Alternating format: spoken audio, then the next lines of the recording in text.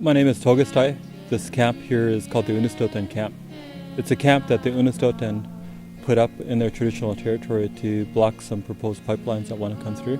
Natural gas prices fluctuate radically, and they want to get this pipeline in right away as soon as they can while it's still feasible. The natural gas prices drop far enough, all they'd have to do is retrofit the pipeline to start bringing bitumen out instead of frack gas. So, we're against all pipelines. Pit house that's sitting behind me here is constructed right on the GPS center point of the Pacific Trails pipeline. I've always wanted to live in a pit house. I've always wanted to see what life was inside of a pit house like my ancestors.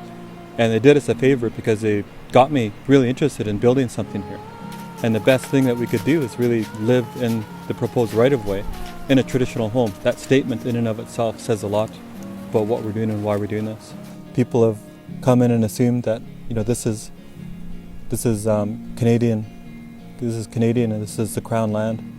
This is managed by the province and belongs to the Crown, when in fact it doesn't.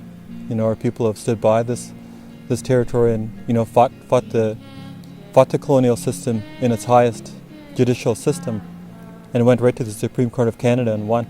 The camp that we established here was created with the idea of resistance in mind, but also building a stronger community, because we wanted to build a resistance community of people from all walks of life from all over the planet.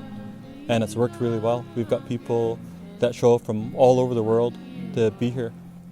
I can safely assume that a lot of people feel like the people that they've met here are like family. It creates that environment that people yearn. It creates that environment that nurtures the human spirit.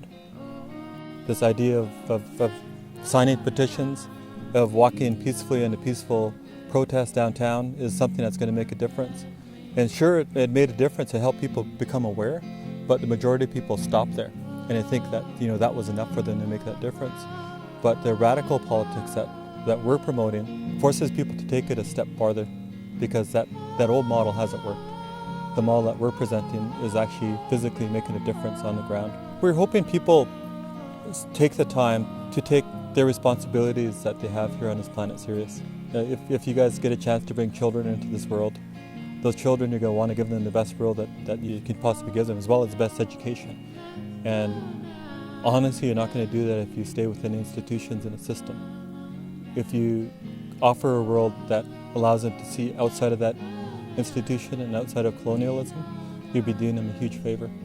You'll be doing yourself a huge favor, because this world needs people to be awake. This planet, the beautiful Mother Earth here, needs people to be awake, to look after her, to build relationships with her, and to grow with her. May 12th to the 30th, we're asking people to show up to the spring construction camp. We're going to have a bunkhouse that's going to be built here. We also have a permaculture garden that helps support the family that lives here, as well as all the supporters. And behind us, the pit house that needs to be finished. We're also inviting people to come out to the summer action camp, which is happening between July 16th to the 20th, full of training workshops that people can participate in, as well as planning events, pick up new skills, but at the same time develop networks here on the ground at the epicenter of the proposed corridors that the government and corporations want to push through the Kitimat. So we're asking people to come out and join us on both of these events, and we're really looking forward to the camaraderie that we build.